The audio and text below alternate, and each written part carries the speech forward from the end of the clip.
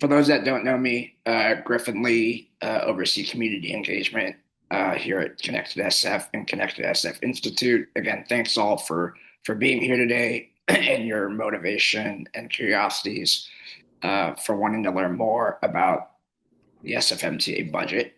Um, I'm sure many, if not all, are aware here. This is an important topic today in San Francisco, given the current state of SFMTA and its financial crisis they're in. So again, thank you all for being here, and I'll let our lovely and insightful economist take it away. Thanks, Griff. If it's a crisis of their own making. Let's dive into it. Um, this is analysis that has been compiled over time. It reflects the best efforts that we can bring based on the publicly available information. MTA headcount data and financial disclosures are notoriously noisy. They change their reporting standards and approaches, and so it's kind of tough to keep up with. But we're doing our best to lay this out on an apples to apples basis. I think the first thing we need to understand, if the MTA is here to serve the residents of San Francisco, and especially those who want to ride public transit, there are less of us. Our resident population is down 45,000 since 2019. We're back to 2012 levels of city population. It's the largest exodus since 1906. And even more important vis-a-vis MTA, our workday population citywide is down about 160,000 since 2019. There are far fewer people coming into the city to work. That number, if you look at the missing workers downtown, is more like 200,000 or more, because folks are more working from home even in the city. So for an agency whose job it is to move people around the city and move people to and from work, in large part, this is really, really bad news, and it's a set of facts that really need to be acknowledged and dealt with. Lest we think that if we hold our breath long enough, we'll rise to the surface. The California Department of Finance, which is the official population forecaster for the state, projects San Francisco never returning to our 2019 population level. We all hope that's not the case, that we in fact do recover to 2019 and grow beyond. But that is the official state forecast that is by law supposed to inform policy. So we really need to reset our operations at MTA and expectations to fit the city we actually have. It's important to, as we dive into the population trends, which really underlies everything that's happening in MTA, to understand that we've seen net domestic migration outflow since 2012. Despite the growth in population from 2010 through 2018, which was really driven by international immigration. In 2021, the exodus that we saw was really driven by 20 to 35-year-olds, which is the core childbearing population of the city. Their loss really is what's driving a lot of the collapse of the long-term population projection for San Francisco. Only the 65-plus age segment grew. So if you're curious about other impacts on the budget, healthcare, in-home services costs, and so on for the city are expected to rise pretty dramatically because of our rise in the percentage of the population that's now over 65. But let's get back to Muni. This is a picture of Muni ridership history and trends. You see the pre-pandemic kind of oscillations prior to February, March of 2020. And then you see the dramatic decline. And then you see a period of recovery as the city kind of reached a new normal or new plateau, which has really leveled off since about mid-2023. We haven't seen much of a recovery in Muni ridership since then. It really has flatlined, and it's flatlined at about 3/4 of the pre-pandemic ridership, 74% average weekly index. Weekdays are a little lower at 70%, with on average fewer people going back into the offices. Weekend ridership, as we might expect, with a 5% population decline, weekend ridership is more or less where it was before, about 90%. We got a little less tourism bringing folks in, but our resident ridership is kind of similar to what it was before. So this seems to be our new normal for Muni, like it or not. And a lot of what's driving the reduction in our new ridership platform really is less frequent usage among continuing riders. About half the 5-day-a-week riders are now riding 3 days or so, and this alone explains about half the reduced ridership. So what we're really seeing is work from home in action, and a stagnant population forecast means reductions to Muni scale and capacity really are needed now. This is not a matter of if we wait another year, if we just get through this tough patch, we'll be back to where we were. That really does not show up anywhere in the data. What can be somewhat confusing is when we ride a bus and it's packed. How can it be that Muni is seeing such reductions in ridership? Well, Muni as a whole is about 7 light rail lines, 2 streetcar lines, 3 cable car lines, and then 44 local daytime bus routes, 5 limited stop rapid routes, and 15 peak hour express routes during the day. Muni lists, or the SFMTA lists 52 of these bus lines on their website with monthly ridership over time. And I've done some analysis on a route-by-route basis to understand how the recovery among the bus network has been highly uneven.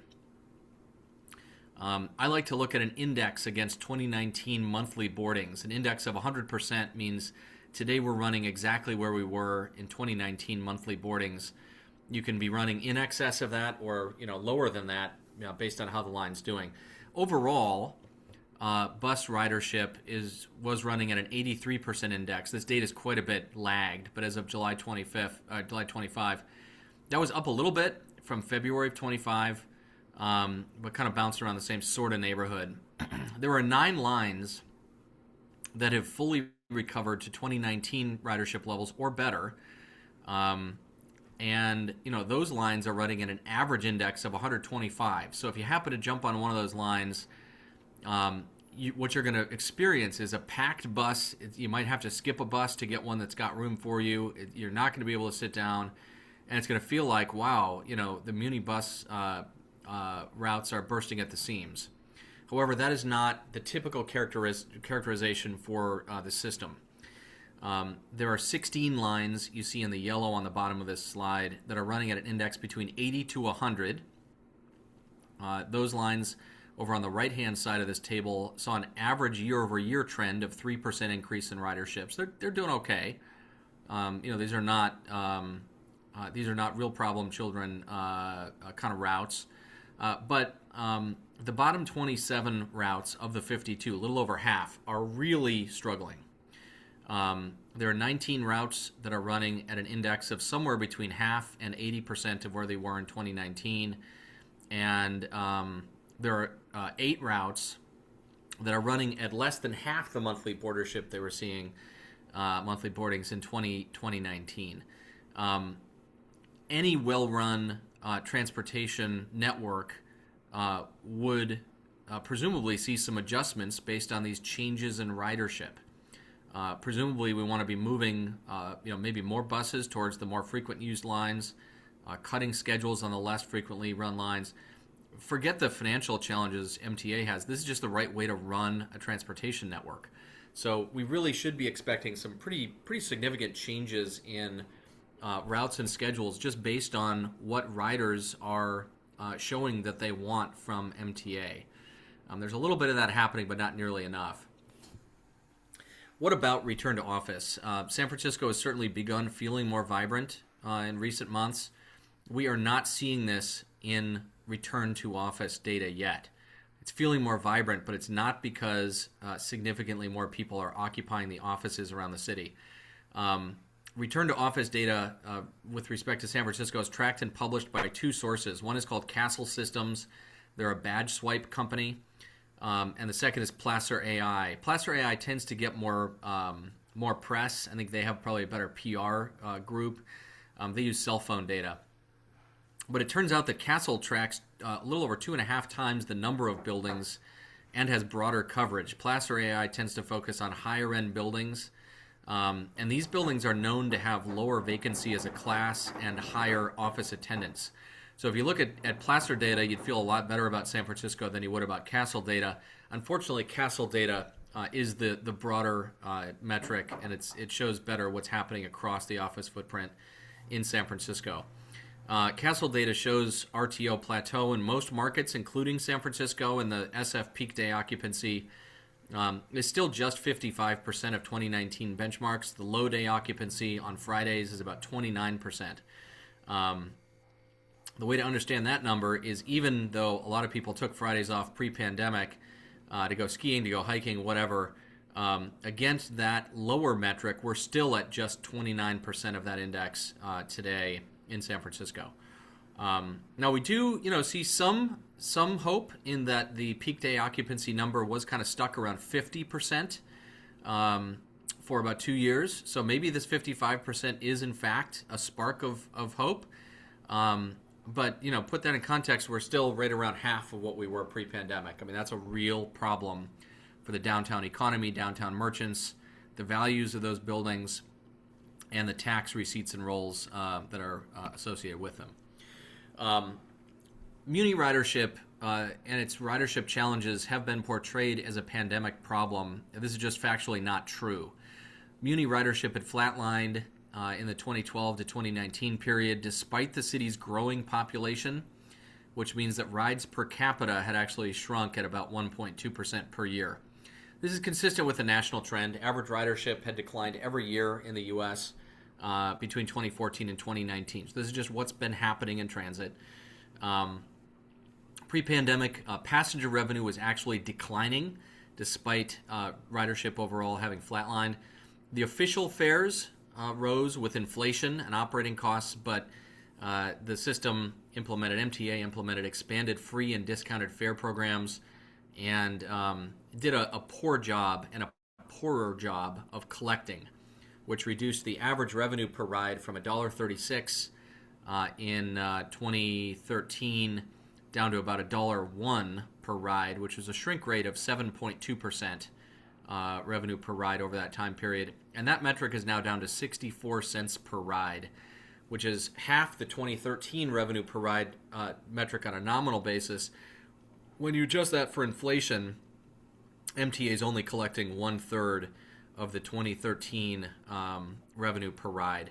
And of course, that inflation adjustment is very important, because most of the costs for MTA relate to labor, and those union labor agreements all have annual inflation increases baked into them. So if we're seeing revenue declining on an inflation adjusted basis down to 1/3 where it was, and operating costs continue to march up with or in excess of inflation, obviously this is going to cause a problem. That's why I say this quote-unquote crisis was entirely foreseeable for years and years and years by MTA. This is not a surprise, and it's really entirely of their own making, and I'll show you how.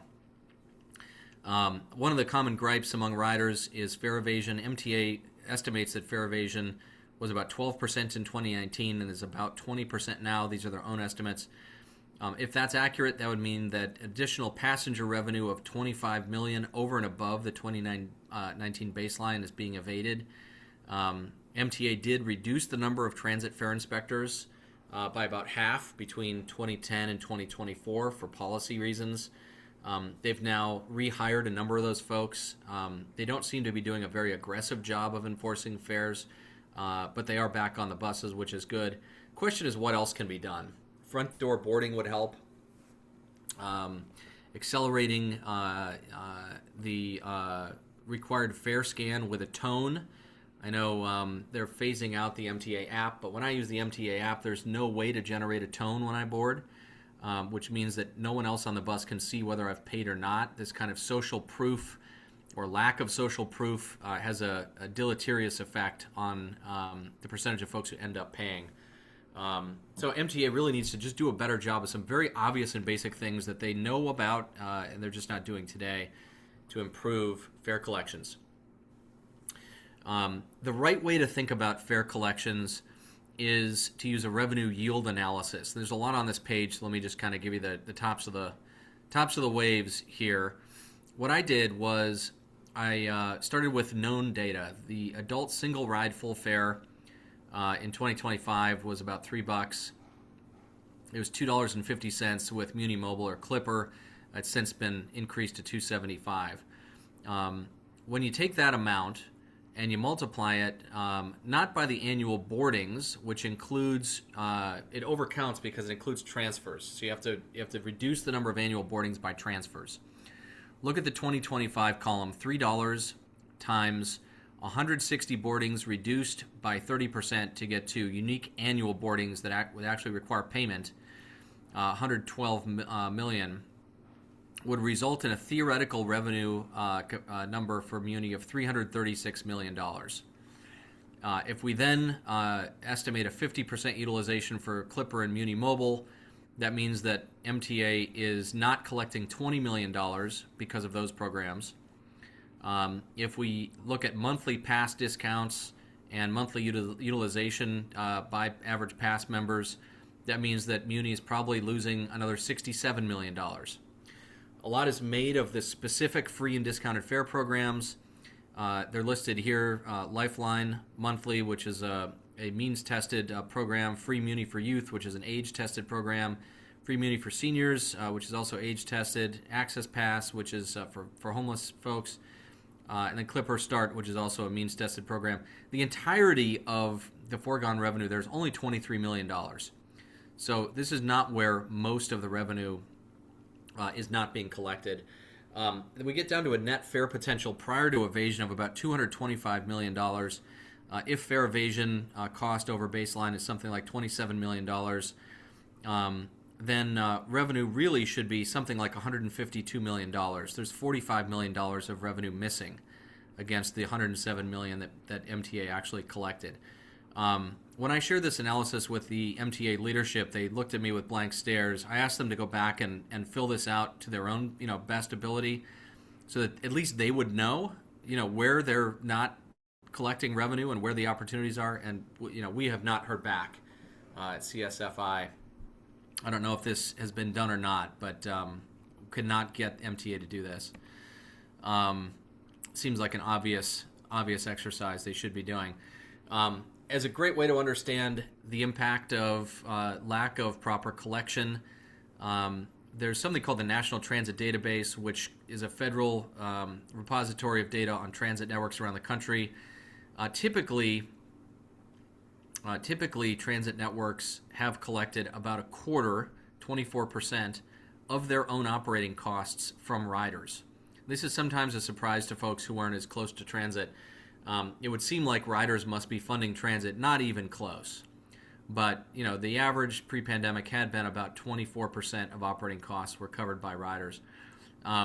This for San Francisco is now running at about 12%, or about half the rate. And even pre-pandemic, we were only at the bottom end of the typical benchmark.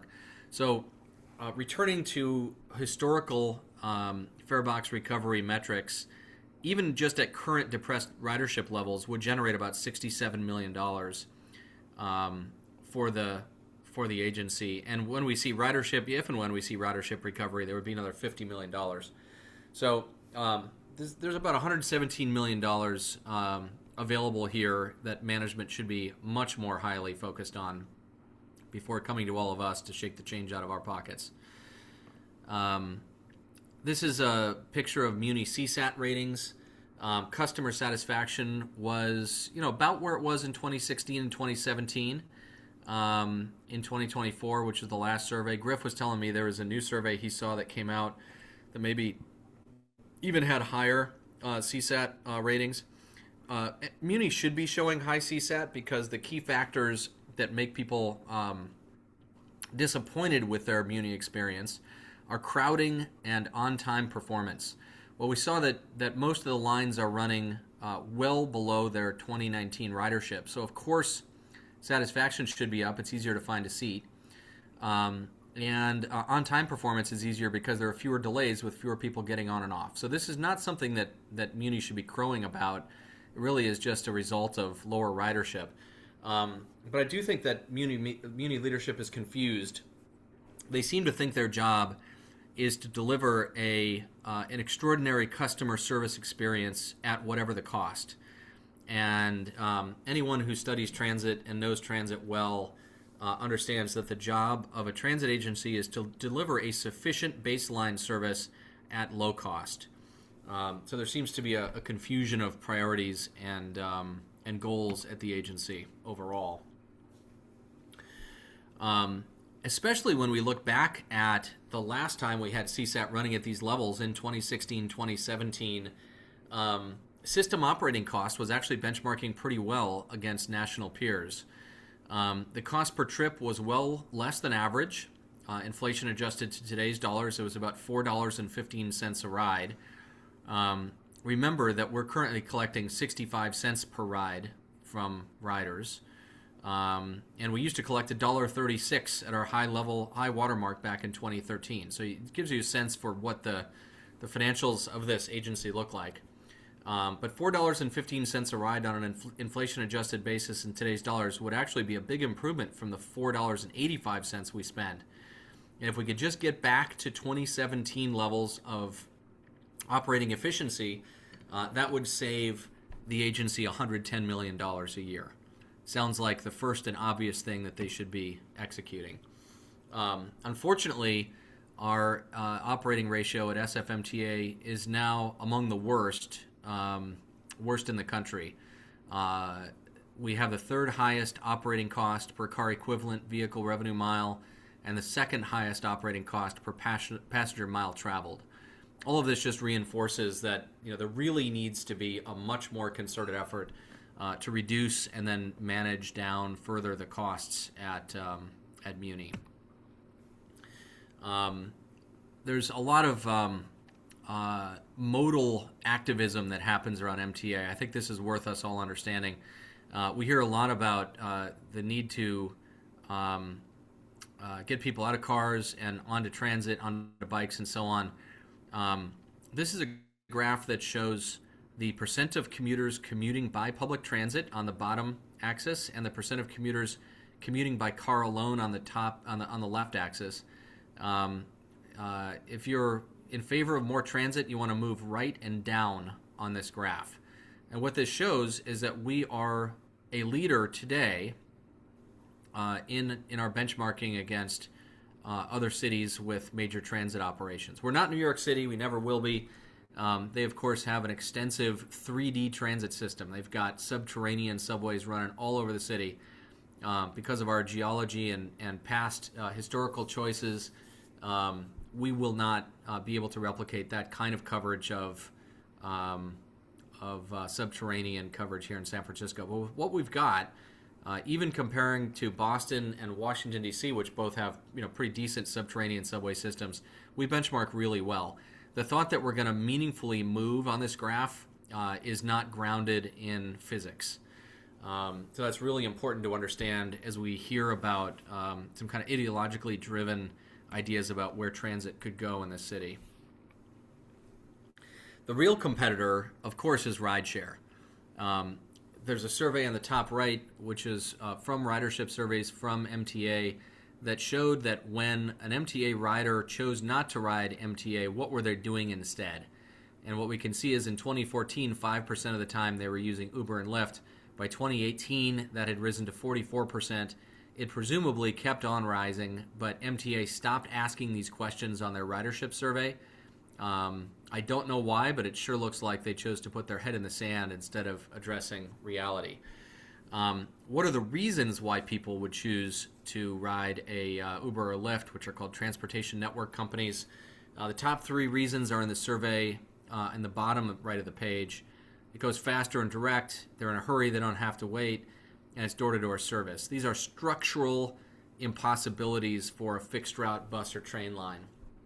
So the idea that Muni is going to, for example, get cleaner, safer, or faster to compete with these passenger reasons for these particular trips is, again, just not based in logic or reality. Looking longer term, it's critically important that MTA undertake a realistic fact-based strategy review, looking 10 to 20 years out, trying to imagine what portion of today's fixed route infrastructure will be relevant and not cost prohibitive given these current trends. MTA is not doing this. Needs to. Instead, what MTA is focused on is their large and growing deficit that will start in July of this year and, in their mind, grow for the next 30 years thereafter. The general fund currently of the city currently contributes. It's actually up from this number. It's more like $600 million in today's budget to the MTA budget. So the city is subsidizing transit to a significant extent already. As we'll talk about in a minute, they're going to come to us for taxes that would be tagged directly to MTA to fund what they're looking at as a $300 million plus and growing budget deficit.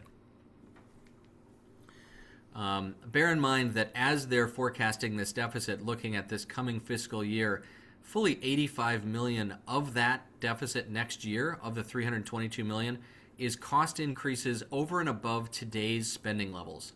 So as they're suggesting a crisis and suggesting a need for $322 million, they are at the same time proposing to increase their cost structure year over year by $85 million. I don't know about you, but that is entirely unacceptable to me. This equates to a 6% cost increase. The CFO did announce a 5 to 7% cost cut across the board on September 2nd of last year.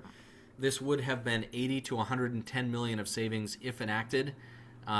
Subsequent to that announcement, we haven't heard anything about this. So what we really maybe need to see is what is MTA themselves doing to reduce their $300 million plus deficit to something more like $200 million in the near term, and then implementing some of the other measures we'll talk about thereafter. We hear a lot about service. I tried to get at whether reductions in operating cost would necessarily result in service impacts. And this page ended up being quite busy. But basically, I took two approaches here, looking at the utilization of transit operators in the 2010 to 2013 time period and comparing that to the 2023 time period. And what I found was that the typical transit operator is working about 27% hours in service, but the total cost per operating hour is up about half, about 53%. This just looks like awful mismanagement of this labor pool. The bottom of the page looks at something that is very important to the union, is something called service critical positions. These are highly negotiated, and they're positions that, if an emergency is declared, are not allowed to strike. And service critical positions, as defined in the city charter, are estimated to represent about $560 million of MTA compensation, which means that there is, by definition, $180 million, $177 million of residual non-critical headcount expense. At a typical 39% city benefits load, this represents a total of almost $250 million of what the city itself calls non-service critical compensation expense at MTA. That's the first place to cut.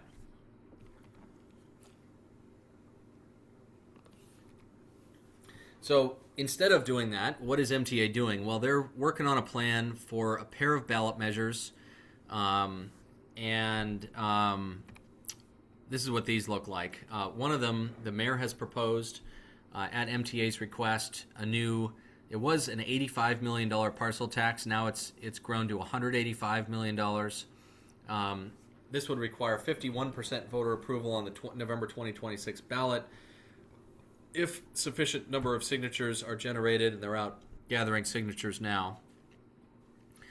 The second is a regional tax that was originally passed by the state legislature, and this would increase San Francisco sales tax from 8.625% to 9.625%. For the other 4 counties in the 5-county Bay Area that are included, it would raise the sales tax not by a full percent, but by a 0.5%. But here in San Francisco, this would generate about $155 million for SFMTA. This would have required 67% voter approval if placed on the ballot by the Metro Transit Commission, but it's only going to require 51% if sufficient number of signatures are gathered. They're out looking for signatures now, likely to be successful and get this on the ballot through signatures. The latest poll on this measure was an October 2025 poll that showed 56% of the polled population. This was a poll that was run by MTA, so not sure how much credibility it's got, but that was the latest poll on this topic. And at that point, it would pass in excess of the 51% need. The state has come out and said they will provide $590 million of bridge funding until cash from these initiatives would begin flowing in 2027. That was approved 2 months ago.